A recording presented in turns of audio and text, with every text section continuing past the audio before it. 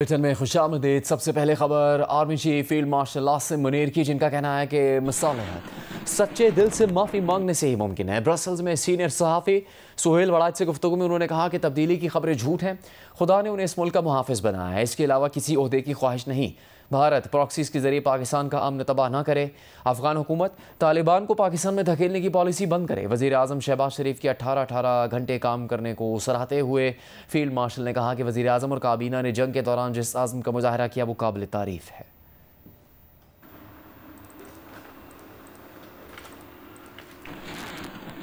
दीगर खबरें शामिल करेंगे। हाफिजाबाद के इलाके असदुल्लापुर के करीब देरीना दुश्मनी पर फायरिंग करके 3 अफराद को कत्ल कर दिया गया। पुलिस के मुताबिक मुल्जिमान ने 3 अफराद को कत्ल करके उन्हें गाड़ी समेत आग लगा दी। बात करेंगे जियो न्यूज़ के नुमाइंदे सैयद ज़मीर से। सैयद ज़मीर, क्या पता लगा इस वाक़े के बारे में? जी, ये वाक़या थाना बनी के तारड़ की हदूद में असदुल्लापुर के करीब पेश आया है, जहाँ पर बाबा मोहम्मद हुसैन जो कि स्पेन में मुकीम था, वो चंद रोज कबल अपने गांव में छुट्टी पर आया था। आज बाबा मोहम्मद हुसैन अपने भतीजे उस्मान और एक पुलिस कांस्टेबल राय शहजाद जो कि उसका दोस्त बताया जाता है, उनके हमरा सुजुकी गाड़ी में सवार होकर आ रहे थे कि रास्ता में खेतों में घात लगाए हुए मुसल्लह मुल्ज़मान ने बाबा मोहम्मद हुसैन की गाड़ी पर फायरिंग कर दी, जिसके नतीजे में गाड़ी में सवार 3 अफराद मौका पर जहां भागो के बाद अज़ा मुल्ज़मान ने उनकी गाड़ी को आग लगा दी और फरार हो गए, जिसके बाद तीनों की लाशें अब जल चुकी हैं। उनकी शिनाख्त करना भी मुहाल हो रही है। वाक़या की इत्तला मिलते ही मुकामी पुलिस। आपका सैयद ज़मीर। खैबर पख्तूनख्वा में मुख्तलिफ अजला में सैलाब के बाद नजर आने वाले मनाजिर तबाही की कहानी सुना रहे हैं। स्वात में ज़िला भर में 22 अफराद ज़िंदगी की बाजी हार चुके। कई मकानात को शदीद नुकसान पहुँचा है। लोगों के कारोबार और घरेलू सामान पानी की नज़र हो गया। मैंगोरा पुलिस स्टेशन में पानी दाखिल हो गया। मोटरसाइकिलें और गाड़ियाँ मिट्टी में धंस गई। एबटाबाद में मांगल में राबता पुल सैलाबी रेले में बह गया।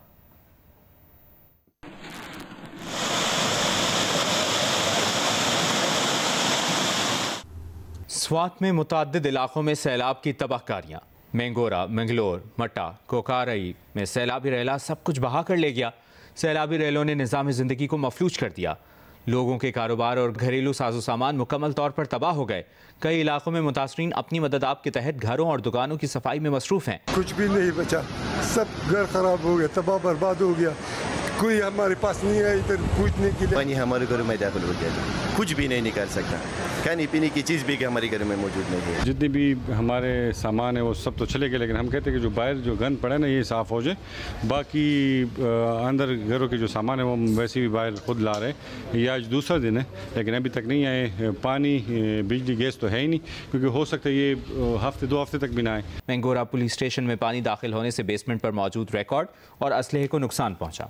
इन्वेस्टिगेशन SP दफ्तर भी शदीद मुतासर हुआ।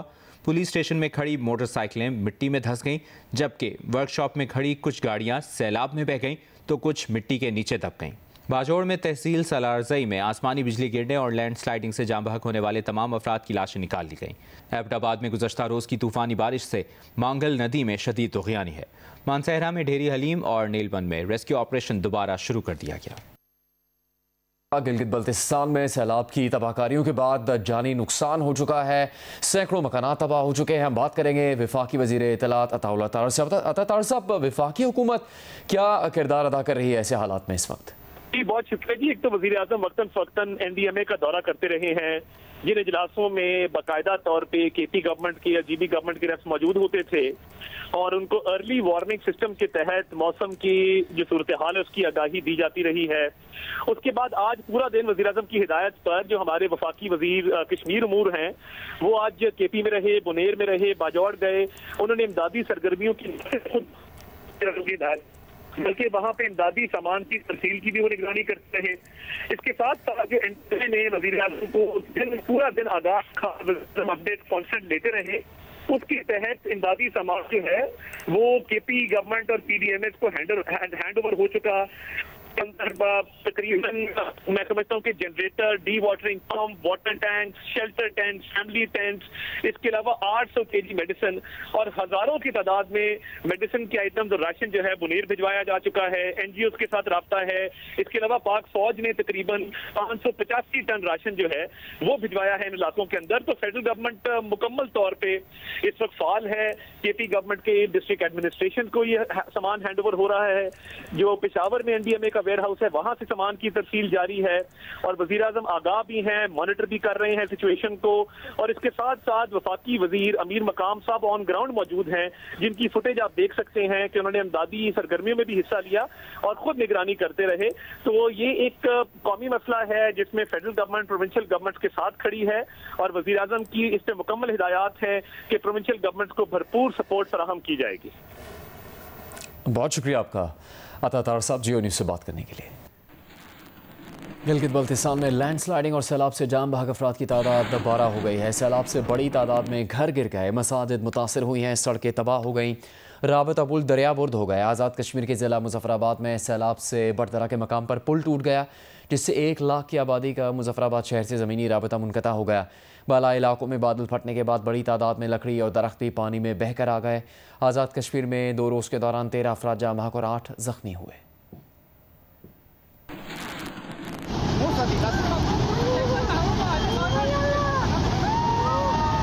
गिलगित बल्तिस्तान के जिले अस्तौर में अल्लाह वाली झील के करीब बदतरीन सैलाबी सूरत हाल है।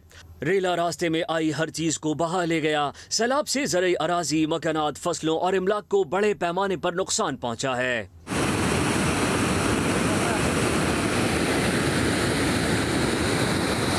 गिलगित में नलतर एक्सप्रेसवे का बड़ा हिस्सा सैलाब में बह गया। जमीनी राब्ता मुनक़ता होने से सयाह नलतर में फंस गए। नलतर में 3 बिजली घरों को बंद कर दिया गया, जिससे बिजली की सप्लाई मुअत्तल है। बल्तिस्तान डिवीजन में सतक नाला रोंदू में सैलाब से नाले के अतराफ में होटल ज़ेरियाब आ गए, जबकि बागीचा आरसीसी पुल, गांचे में सरमो पुल और जिला शिगर में 3 से ज़ायद राब्ता पुल दरियाबुर्द हो गए हैं। आज़ाद कश्मीर के जिला मुजफ्फराबाद की तहसील नसीराबाद के मछियारा नाले में सैलाब आया तो हर चीज जद में आ गई। सैलाब से बड़दरा के मकाम पर पुल टूट गया, जिससे 3 यूनियन काउंसिल की 1 लाख की आबादी का मुजफ्फराबाद शहर से जमीनी राब्ता मुनक़ता हो गया है। ट्रांसपोर्ट 3 यूनियन काउंसिलों के लोगों को मुस्तफीद करती है, वो इससे गुजरकर मुजफ्फराबाद जाती है और वाहिद ये जरिया है खुराक, अशियाए खुर्दनोश लाने का इन 3 यूनियन काउंसिलों के लोगों का। इनसार इसी पुल से गुजर गए, यही वाहिद गुजरगाह थी जहाँ से गुजर के जाते थे। बलाई इलाकों में बादल फटने के बाद फ्लैश फ्लड में वादी नीलम नौसेरी के मकाम पर बहुत बड़ी तादाद में लकड़ी और दरख्त भी पानी में बहकर आ गए हैं। सैलाबी रेलों से मुतासरा वादी नीलम में फंसे सयाहों को मुकामी रज़ाकारों ने अपनी मदद आप के तहत रेस्क्यू करके महफूज मुकाम पर मुंतकिल कर दिया है। खैबर पख्तूनख्वा में सैलाबी रेलों से होने वाली तबाही, जिसके बाद जाम बहक अफराद की तादाद 328 हो चुकी है। गिलगित बल्तिस्तान में भी सैलाब आने से तबाही का सामना है। इसी हवाले से हम बात करेंगे चेयरमैन NDMA लेफ्टिनेंट जनरल इनाम हैदर से। लेफ्टिनेंट जनरल साहब, इस वक्त NDMA की जानिब से क्या कोशिशें की जा रही हैं इन सब इलाकों में, खैबर पख्तूनख्वा में, गिलगित बल्तिस्तान में, दीगर इलाकों में जहाँ पर सैलाब से इस वक्त बहुत ही ज़्यादा तबाही और मुश्किलात का सामना है? जी वालेकुम अस्सलाम, बहुत शुक्रिया। हमारा पॉइंट ऑफ व्यू इस पे बहुत इंपॉर्टेंट सब्जेक्ट पे हमें थोड़ा से नेशनल अपडेट की ज़रूरत है। ये इस दफ़ा जो मानसून 2025 का इस दफ़ा हम इसके अंदर से 3थे या 4थे मरहले से गुजर रहे हैं। ये गुज़श्ता सालों की निस्बत इसमें इंटेंसिटी भी ज़्यादा है और इसके फैलाव का एरिया भी थोड़ा सा ज़्यादा है। या अब जो GB में हो चुका है, जो पिछले 2 हफ्तों में हमने इसको देखा है, इसी के ही का फॉलो अप अभी हमने गुज़श्ता कल में KPK में भी देखा और आगे हम ये भी प्रोजेक्ट किया कि आने वाले 2 से 3 हफ्तों में शायद इसकी इंटेंसिटी या ये जो क्लाउड बस्ट आपने देखे ये थोड़े से दोबारा भी हो सकते हैं। जी जी, जिसमें जो ज्यादा इस वक्त अभी हमारे जितने भी क्लाइमेट को और डिजास्टर्स को प्रोजेक्ट करने के लिए दुनिया में मॉडल इस्तेमाल किए जाते हैं, उनसे बहुत ज्यादा बेहतर हमारे पास अपने NDMA में ये NEOC के अंदर सलाहियत मौजूद है। ठीक, अभी हमने जो आगे आने वाले 3 से 4 हफ्तों में जो भी इसमें रिकमेंड कर रहे हैं, तो इसमें पंजाब के इलाका, शुमाली पंजाब और आज़ाद जम्मू एंड कश्मीर GB का पलाई इलाका और थोड़ा सा KPK में भी ये बार बार इस तरह के हमें क्लाउड बर्स्ट होने खुदा न खास्ता ये देखने पड़ सकते हैं। इस दफा जो इसके बाद अगले 1-2 हफ्तों में फिर ये कुछ इलाके जो सिंध के हैं बनिस्बत पंजाब की निस्बत इसमें कम इलाके होंगे और इसमें जो शुमाली सिंध और जनूबी पंजाब का इलाका शामिल है। कल जो KPK में जो बुनेर और ये बटग्राम और इनके इलाकों में जो थोड़ी तबाही हुई है, ये एक सिस्टम था, वेदर सिस्टम जो कि मगरिब की तरफ से आया और इसने ये क्लाउड बस्ट के और ये फिनोमेना में इसकी वजह से थोड़ा सा ज्यादा वहाँ पे तबाही हुई। इसकी एक बड़ी वजह ये भी है कि हमारे बहुत सारे जहाँ पे ये लोग हमारे रह रहे थे वो नशेबी इलाके थे या वो नालों के अंदर लोग रह रहे थे या उन वो नालों में उनकी कैपेसिटी से थोड़ा ज्यादा पानी आ गया।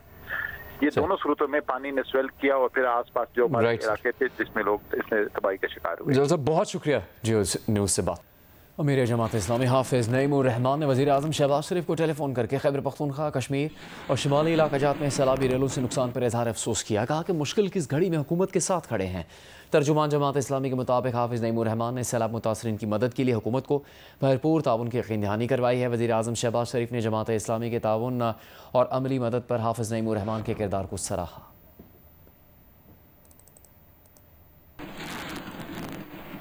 सैलाब के बायस सवात के इलाके मंगलोर में कई इमारतें मुतासर हुई हैं। मज़ीद तफसील जानेंगे वहाँ मौजूद जियो न्यूज़ के नुमाइंदे महबूब अली से। जी बिल्कुल, वादी स्वात में हालिया सैलाबी और तबाही के बाद आज पूरा दिन जो है वो रिलीफ का काम जारी रहा। लेकिन अब भी अगर हम स्वात में अदादुशुमार के हवाले से बात करें तो स्वात में अब तक 22 अफराद की जबह होने की तस्दीक हो चुकी है।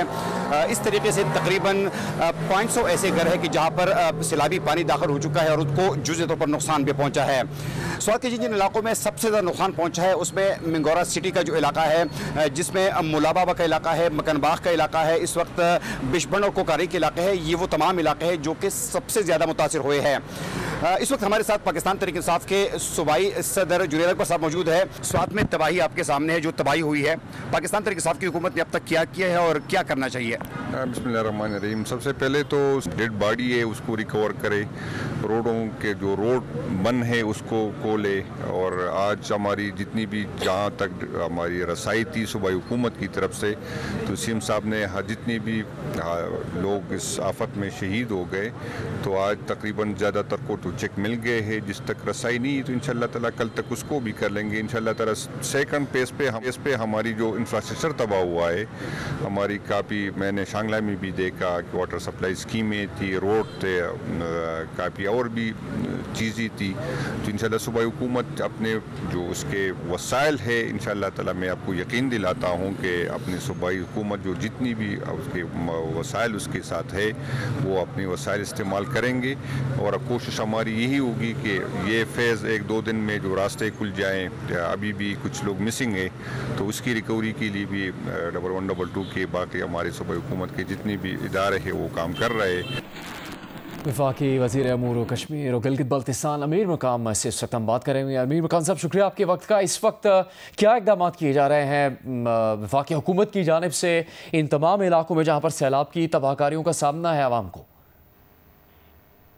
ये मतलब है कि प्राइम मिनिस्टर साहब खुद ये पूरे हालात को खुद मॉनिटर कर रहे हैं और चेयरमैन इन डी में के साथ और हमारे साथ उसका मुसलसल राबिता है और हर घंटे बाद वो पूछता है। मैं बजाते खुद उसके स्पेशल इंस्ट्रक्शन पर कल ये सवात में एक्टिविटीज की है और आज मैं बुनेर गया जब से जहाँ सबसे ज्यादा नुकसानात हुए और हर एक जगह गया, लोगों से मिला और वही जो ऑपरेशन हो रहा है उसको देख लिया कि उनमें कौन कौन से लोग हैं, इन लोगों की क्या मुश्किलात हैं।